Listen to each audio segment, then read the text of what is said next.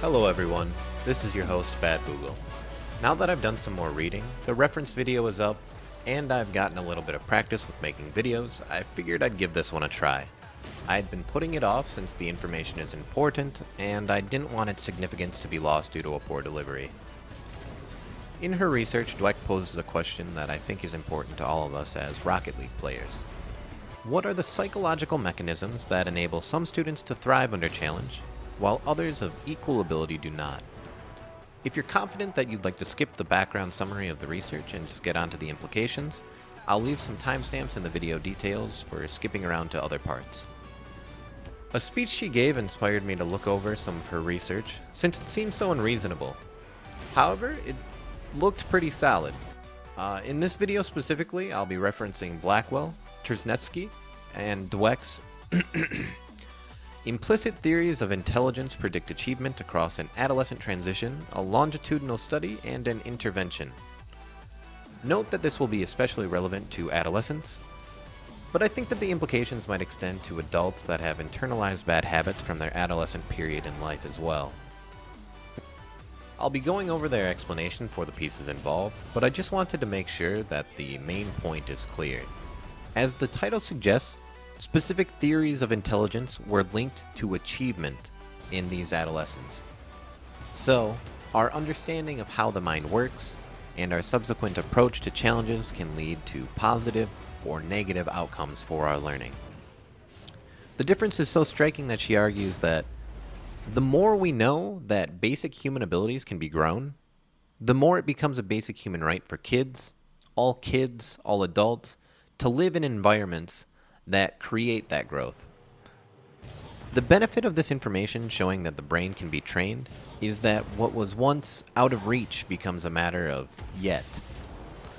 I'll summarize the information here again, but for more details there will be a link in the upper right hand corner to a previous video with further discussion about theories of intelligence and the meaning behind the concept.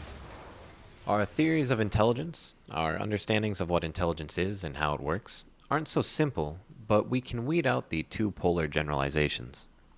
The first, and what is probably the most popular understanding of how intelligence works, is what they call fixed. This is the belief that intelligence, or even multiple types of intelligence, are fixed attributes that cannot be changed. The other is incremental or growth.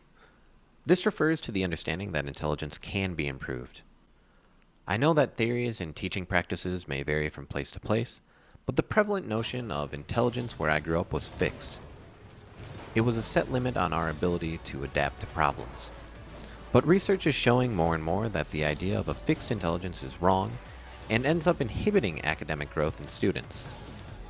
Alright, these are some pretty bold claims, so let's move on to discussing the research behind them. The publication by Blackwell, Trzynecki, and Dweck talks about two different studies. The first one is taking a control group and testing it against an experimental group to see if there's any difference in rate of improvement of math grades between them. The paper goes into detail on the number of variables that needed to be accounted for, but graphing the results shows more than a slight deviation. Telling students that they're smart or talented in hopes to raise their self-esteem can have some unintended consequences. Students can become fearful of having their deficiencies exposed, and this can lead to the avoidance of challenges because the student might not want to risk feeling like a fool.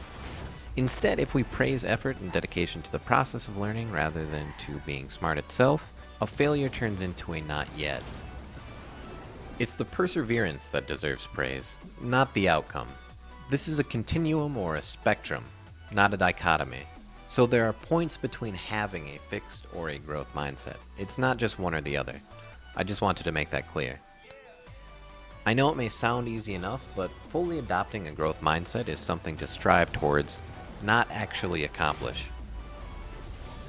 The second study is taking a different control group, splitting them up, and then turning half of them into an intervention group. Again, the research goes into the discussion behind the methods, so if there are any concerns about the technical validity of the work, anyone is welcome to read it. However, this graph also seems to speak for itself. The deviation after the point of intervention is hardly subtle. The students that have been taught the idea of a growth mindset begin to outperform the students in the control group. So, What does this information mean for competitive Rocket League players? We have to adjust our relationship with how we practice and how we compete. Saying I don't care about ranked, so it's okay if we lose, may seem like a convenient measure to protect the ego from bad performances, but I think there are more effective approaches we can take. Wins and losses shouldn't matter in the first place. Our efforts should be focused on playing to become the best we can. In particular cases, such as tournaments, we measure our skill to see how far we've come, but if all of our training is also a competition, we're going to be worried about how we're performing rather than how we could improve. There's no doubt that tests improve learning, but there are other effective methods that we can use in combination with this information to speed up our learning process. There should be a link to my video on Rocket League and learning in the upper right hand corner of the video. In that, there's further discussion on processes like interleaving and spacing and how they relate to our improvement in Rocket League. If you're looking for something with more of a mechanical focus rather than just theory, check out Kevpert's video on elite car control and try to apply some of this information together. I don't personally know him, but he's a great teacher for mechanical skills, and in combination with some other learning techniques, I'm sure there's room for a lot of players to get a lot better, a lot faster. If that video is too advanced, fear not, because he has other videos aimed at how to improve from lower skill levels as well. Alright, let's review what we went over in the video.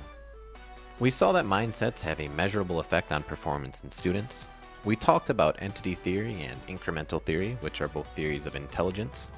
Entity theory is having a fixed mindset about intelligence, and incremental theory is having a growth mindset about intelligence. We looked at the two studies carried out by Dweck, Blackwell, and Terzhnevsky on math grades of students. The first was a comparison, and the second was an intervention. After that, I argued that we should focus on performing well in general, rather than winning or losing matches, barring some exceptions. And lastly, I recommended that everyone interested in improving their mechanics check out Kevpert's video on elite car control. Thank you for watching. If you enjoyed the content and want to see more videos like this produced, be sure to like, share, and subscribe. If there are any questions or concerns, please don't hesitate to use the comments section. Peace.